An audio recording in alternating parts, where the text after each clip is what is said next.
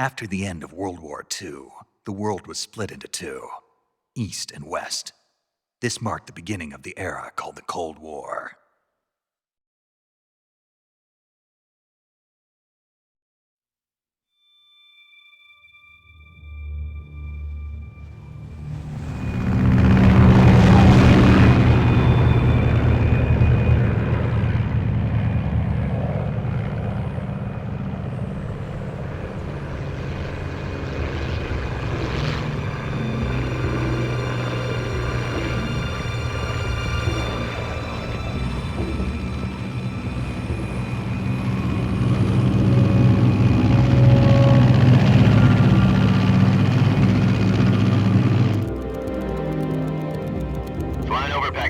Altitude 30,000 feet.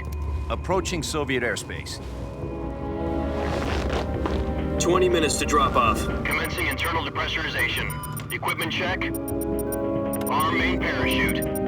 All right. You ready to go? Drop zone still showing a high pressure mass. Cav okay. Good. We've got high visibility.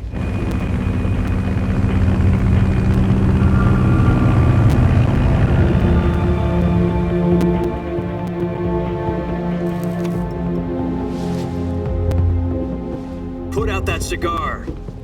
Connecting oxygen hose to interior connector. Put on your mask.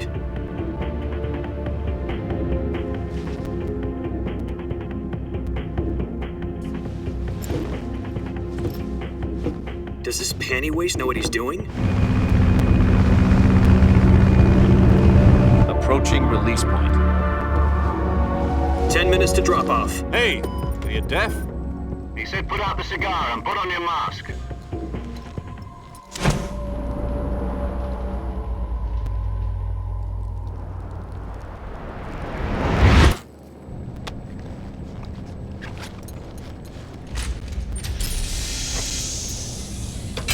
Depressurization complete.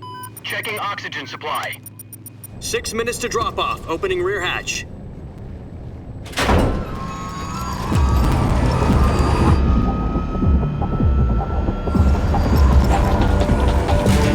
Sunrise.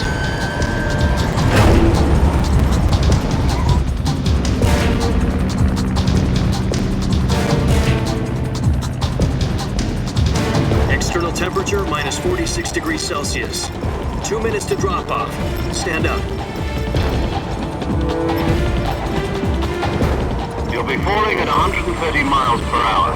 Try not to get frostbite from the wind chill. 1 minute to drop off. Move to the rear. Activate bailout bottle. This is one for the history books. The world's first halo jump. 10 seconds to drop off. Stand by. Status okay. All green. Prepare for drop off. Countdown. 5, 4, 3, 2, 1. Spread your wings And fly. God be with you.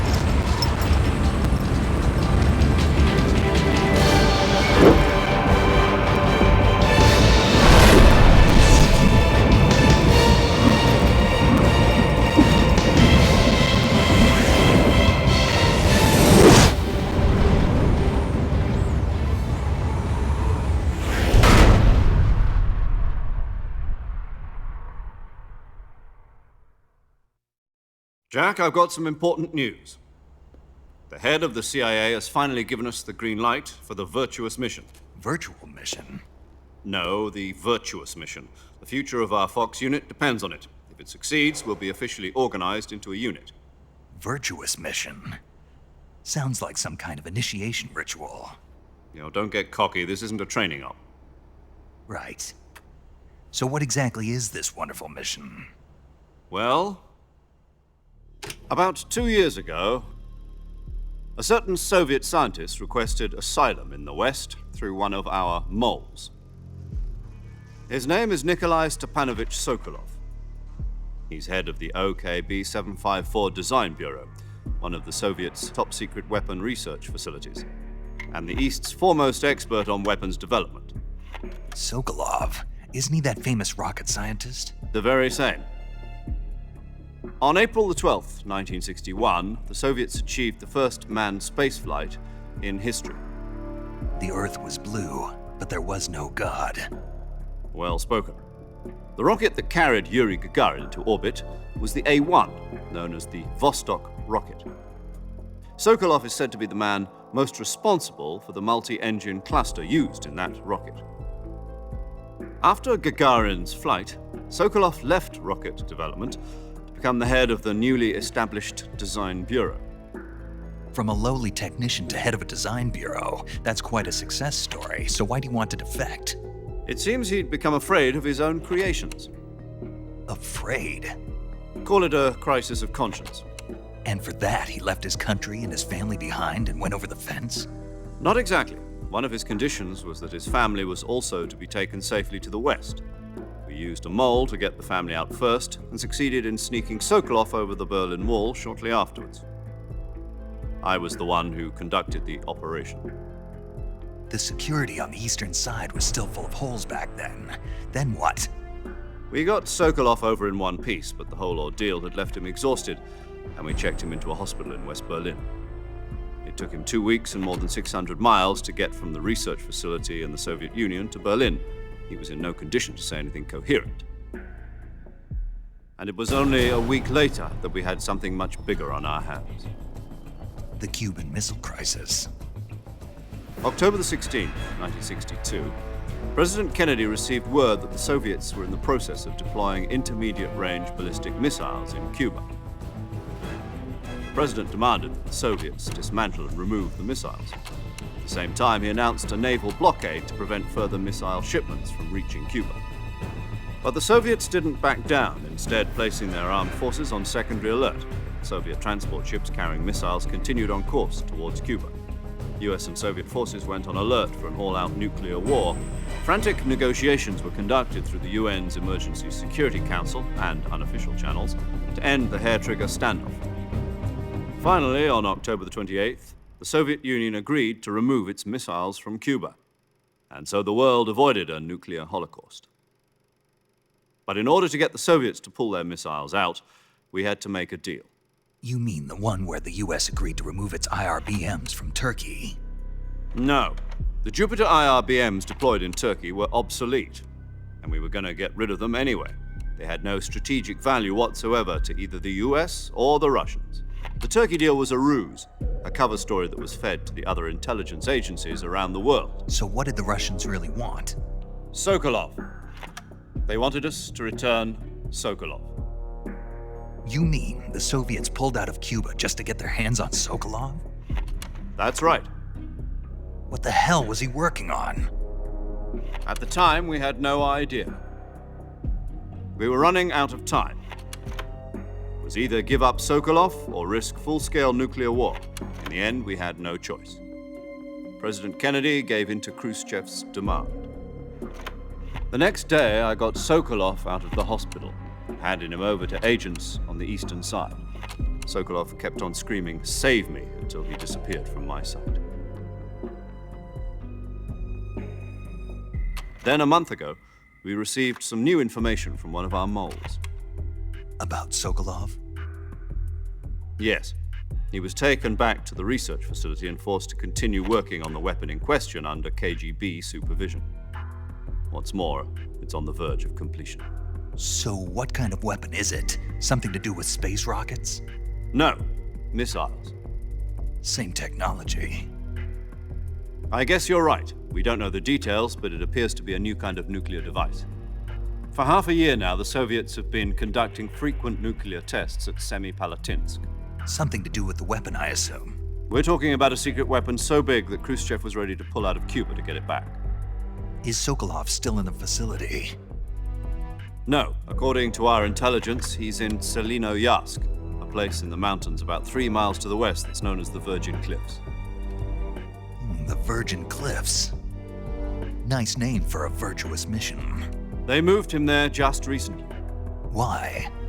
Apparently, they're conducting a field test of the weapon, but it's our best chance to get him back.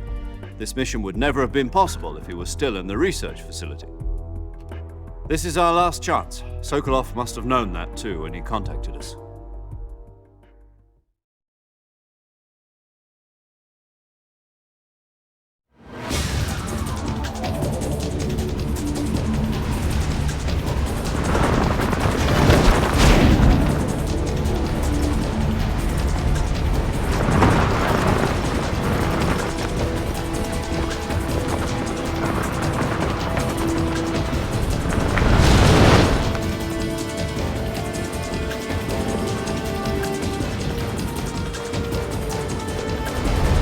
Listen up, Jack. Your mission is to infiltrate Selino Yask in the Soviet mountains, ensure the safety of Sokolov, and bring him back to the West.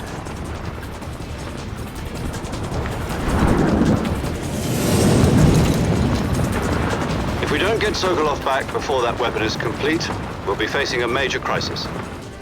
The clock is ticking.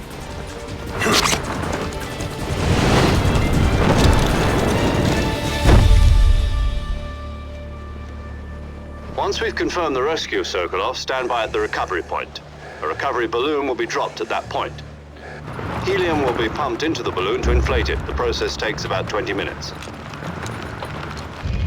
Once it's complete, the gunship's arm will latch onto the balloon and pull it up. The Fulton surface-to-air recovery system. I'm familiar with the theory. Take it easy. It's been combat-proven. Do you think Sokolov is up to it?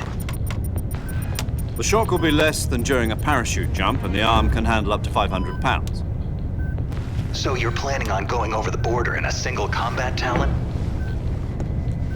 She's equipped with two 6-barrel 20mm Vulcan cannons, as well as two 40mm machine guns.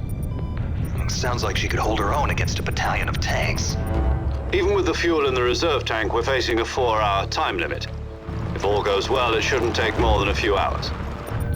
Home in time for dinner. But if anything goes wrong, you'll be eating dinner, breakfast, and all the rest of your meals in the jungle.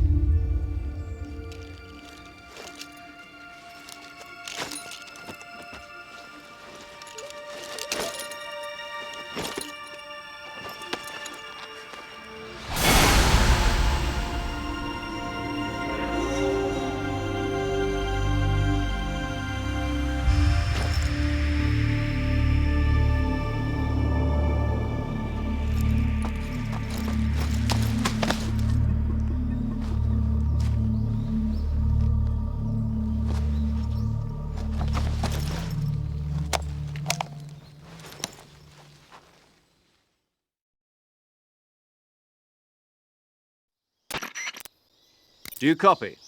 You're already in enemy territory, and somebody might be listening in.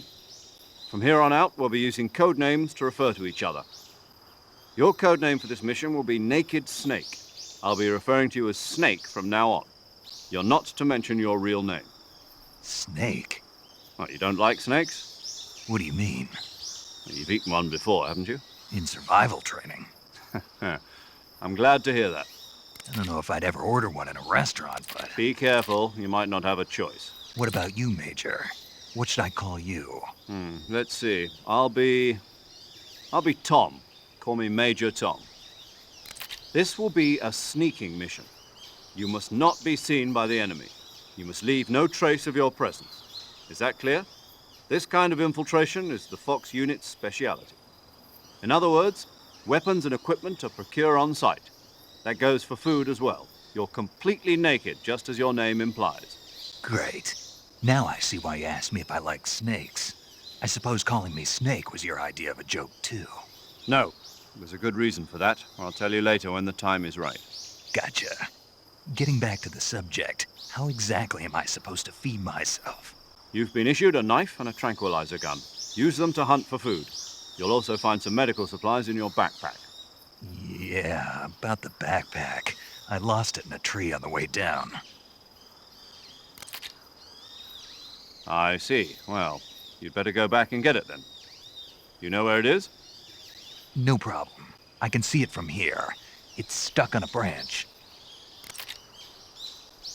To climb a tree, stand in front of a tree that's covered in ivy and press the action button. I'll be monitoring your progress over the radio.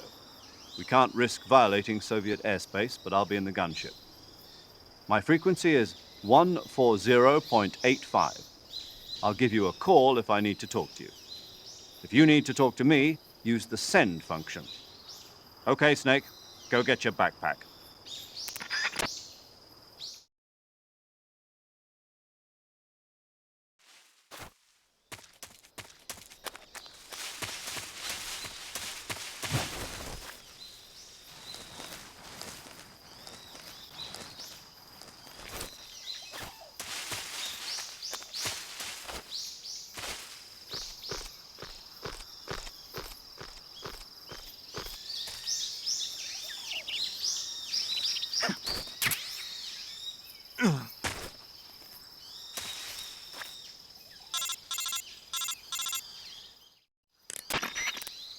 I see you've retrieved your backpack, Snake.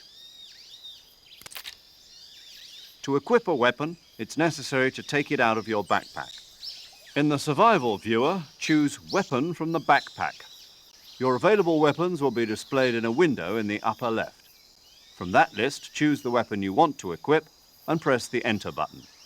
For other equipped items, just do the same thing from Item. Got it. Use the survival viewer backpack. Yep, that's right. Survival is fundamental to this mission. After you've been out in the field for a while, your stamina will start to drop. If your stamina gets too low, it'll affect your performance. You won't be able to shoot accurately, for example, and your wounds won't heal as smoothly. Keep an eye on your stamina so you don't run out. To recover lost stamina, you can hunt for local flora and fauna. You can use either your tranquilizer gun or your knife to hunt. My only weapon is a Mark 22 Hush Puppy tranquilizer gun? That's right. It's been fitted with its own suppressor. However, the suppressor will deteriorate every time you fire. Once its durability reaches 0, the noise suppression effect will be gone. So don't get too trigger happy with it. The suppressor's durability is shown in the icon. Any weapons and equipment beyond what you're carrying now, you'll have to find as you go. I have to find my own weapons and equipment? Whose crazy idea was this anyway? Solo covert actions are standard Fox operating procedure. You can't leave any traces of your presence. No weapons, equipment, footprints, sweat, or bodily waste. The same goes for bullets and cartridges, too. Your presence in enemy territory is already a violation of international conventions of warfare. There aren't supposed to be any American soldiers in Russia. It could spark an international incident. You can't let anyone see you. You can't let the enemy know you're there. This is a stealth mission. You're a ghost, Snake, in every sense of the word. And there'll be no rescue if you're captured. The military and US government will deny any involvement in the affair. Then I'll just have to take care of myself, huh? I'm afraid so. You've been given a fake death pill for that purpose. SIS guidelines stipulate that soldiers on covert ops like this one be issued a potassium cyanide capsule. Tape it to your body so you can take it when you need to. How generous of you. Use it if you're taken prisoner by the enemy. It'll send you into a state of false death for a short time. Fooling them into thinking that I'm really dead. So how do I come back to life? Just take the revival pill. You mean that thing they put in my tooth before the mission? That's the one. But be careful. If you remain in a state of false death for too long, nothing will be able to bring you back. Remember that. I'll keep it in mind. You said this was a solo mission, right? Right. I guess that means I can't count on any reinforcements. Correct. The mission rests entirely in your hands. A real one-man army. Relax. There's a support team ready to back you up over the radio. Who? I'll introduce them to you. This time, survival is of utmost importance. The first member of the support team will be in charge of monitoring your physical condition, acting as a medic, so to speak, as well as recording your mission data. She's a member of Fox as well, and she's here on the gunship with me. She? Hello, Snake. I'm paramedic. Nice to meet you. Paramedic. As in a medic who comes in by parachute. Aren't you going to tell me your real name? Are you going to tell me yours, Mr. Snake? My name, huh? It's John Doe. And they call you Jack for short. You're a regular Captain Nemo. A name means nothing on the battlefield. After a week, no one has a name. What's your name? Jane Doe. Very funny. I wasn't joking, but I'll tell you my name only if you manage to make it back alive. My frequency is 145.73. She's also in charge of recording your mission data. Whenever you want to save, send a message over the reserved save frequency, 140.96. So saving lets me record my mission data. That's right. It also records the state of your health. Good to know. There's one more person I want to introduce you to, Snake. Huh? Speaking of snakes, you remember the boss, don't you? A legendary soldier and your mentor. Actually, it was the boss that got the DCI's authorization in the first place. She's going to be serving as Fox's mission advisor. The boss is? She also helped me plan this mission. She and I were at SAS together. Jack, is that you? How many years has it been? Boss? That's right. It's me. Talk to me. Let me hear your voice. It's been 5 years, 72 days, and 18 hours. You've lost weight. You can tell just by the sound of my voice. Of course I can. I know all about you. Really? Well, I don't know anything about you. What's that supposed to mean? Why'd you disappear on me all of a sudden? I was on a top-secret mission. You didn't need me anymore. But there were still so many things I wanted you to teach me. No, I taught you everything you needed to know about fighting techniques. I taught you all I could. The rest you needed to learn on your own. Techniques, sure.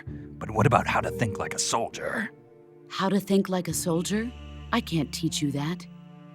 A soldier needs to be strong in spirit, body, and technique. And the only thing you can learn from someone else is technique. In fact, technique doesn't even matter. What's most important is spirit.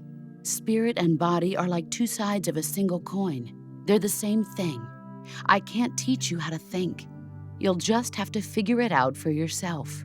Listen to me, Jack. Just because soldiers are on the same side right now doesn't mean they always will be. Having personal feelings about your comrades is one of the worst sins you can commit. Politics determine who you face on the battlefield. And politics are a living thing. They change along with the times. Yesterday's good might be tomorrow's evil. Is that why you abandoned me? No, it had nothing to do with you. I already told you, Jack. I was on a top-secret mission. A soldier has to follow whatever orders he's given. It's not his place to question why. But you're looking for a reason to fight. You're a natural-born fighter, but you're not quite a soldier. A soldier is a political tool, nothing more. That's doubly true if he's a career soldier. Right and wrong have no place in his mission. He has no enemies and no friends. Only the mission. You follow the orders you're given. That's what being a soldier is. I do whatever I have to get the job done. I don't think about politics. That's not the same thing. Sooner or later, your conscience is going to bother you. In the end, you have to choose whether you're going to live as a soldier or just another man with a gun. There's a saying in the Orient, loyalty to the end. Do you know what it means? Being patriotic. It means devoting yourself to your country. I follow the president and the top brass. I'm ready to die for them if necessary. The president and the top brass won't be there forever. Once their terms are up, others will take their place. I follow the will of the leader, no matter who's in charge. People aren't the ones who dictate the missions. Then who does? The times. People's values change over time, and so do the leaders of a country. So there's no such thing as an enemy in absolute terms. The enemies we fight are only enemies in relative terms, constantly changing with the times. As long as we have loyalty to the end, there's no point in believing in anything, even in those we love. And that's the way a soldier's supposed to think? The only thing we can believe in with absolute certainty is the mission, Jack. All right, but do me a favor. What is it? Call me Snake. Snake. Oh, right. Your code name is Snake. It suits you well. That's right. The legendary unit that the boss put together during World War II was a snake. The Cobra unit, a group of heroes that brought the war to an end and saved the world. As long as you've got a legendary hero backing you up, you'll be fine. Isn't that right, Snake? Yeah, I can't think of anyone else I'd rather have with me. Oh, and one more thing, boss. Yes? It's good to hear your voice again. Same here. After all, who knows if either of us will make it out alive? Snake, you are always best at urban warfare and infiltrating buildings. But this is the jungle. Survival is going to be key. Those CQC techniques I taught you are sure to come in handy. CQC? Close quarters combat, huh? I've been in the Green Berets for the past few years. I'm probably pretty rusty. Not to worry. I'll be here to help you remember. After all, this is your first actual survival mission. I'll be supporting you over the radio. Where are you, boss? Next to the Major? The boss is communicating with us by radio from aboard a Permit-class submarine in the Arctic Ocean. My frequency is 141.80. Call me if you need my advice on battle techniques. Gotcha. Your mission is to retrieve Dr. Sokolov. Dr. Sokolov is being held in an abandoned factory located to the north of your current position. Avoid heavy combat and don't let anyone see you. Don't forget that this is a stealth mission.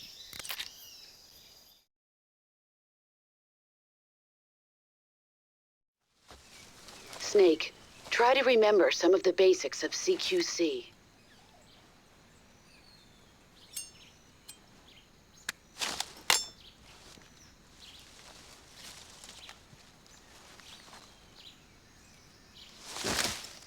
Commencing virtuous mission now.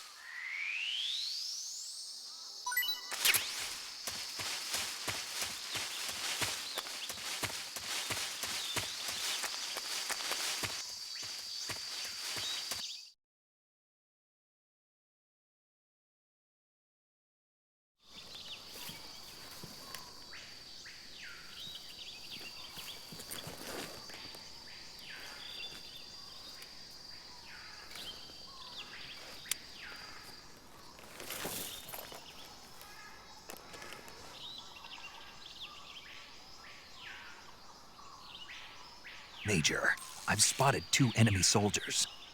They're probably KGB troops sent to guard Sokolov. AK-47s and grenades.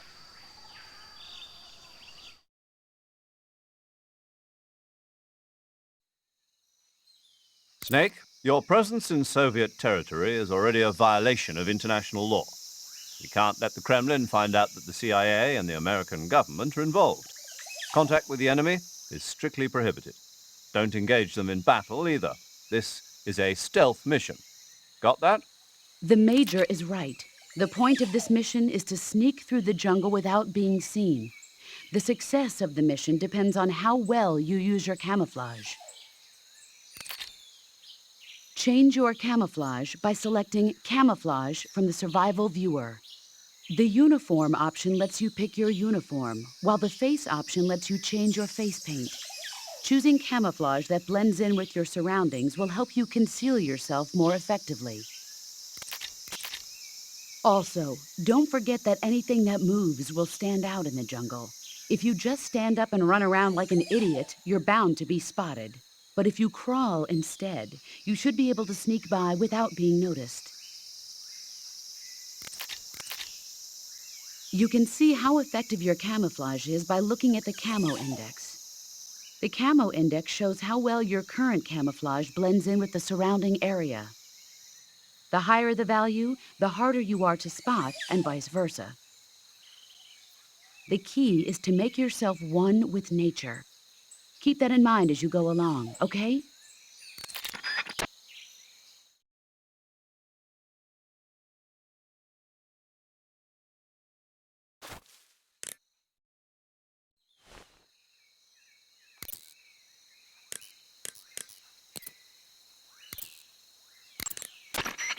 Saving the game, Snake?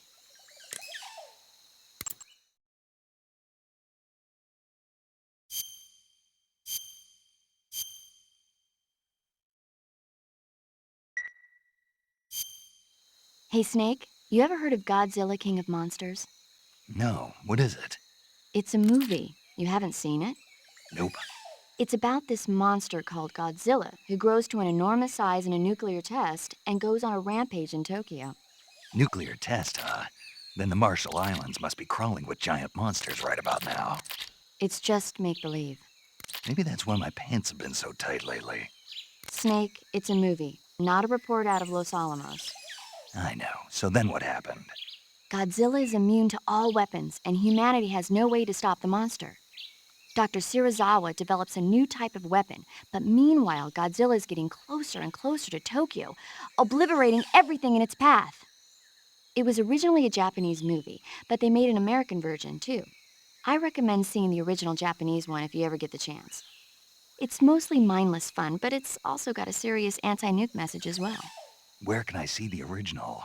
You'll just have to go to Japan. Really? That's too bad. Well, if you wait 40 years, you might be able to see it in America, too. Why's that? 2004 will be Godzilla's 50th birthday.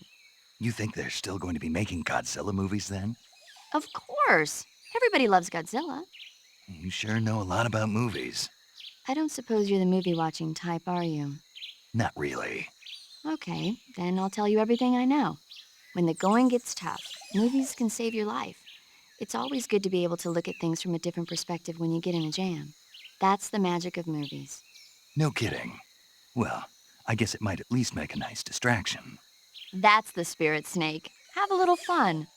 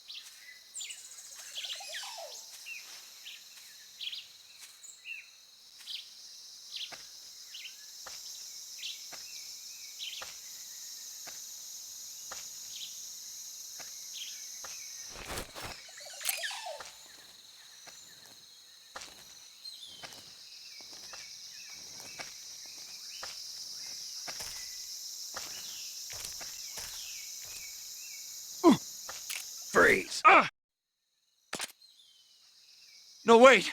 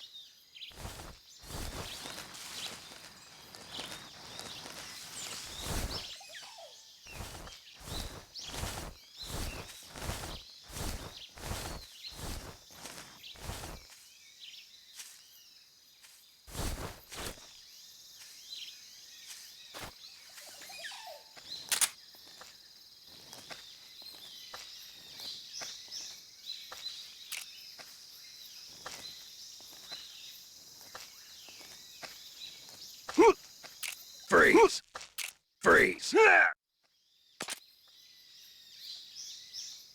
Please don't!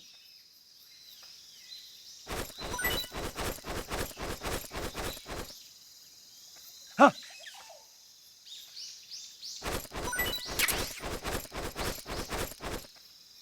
Huh? What's wrong? Huh? Who's that?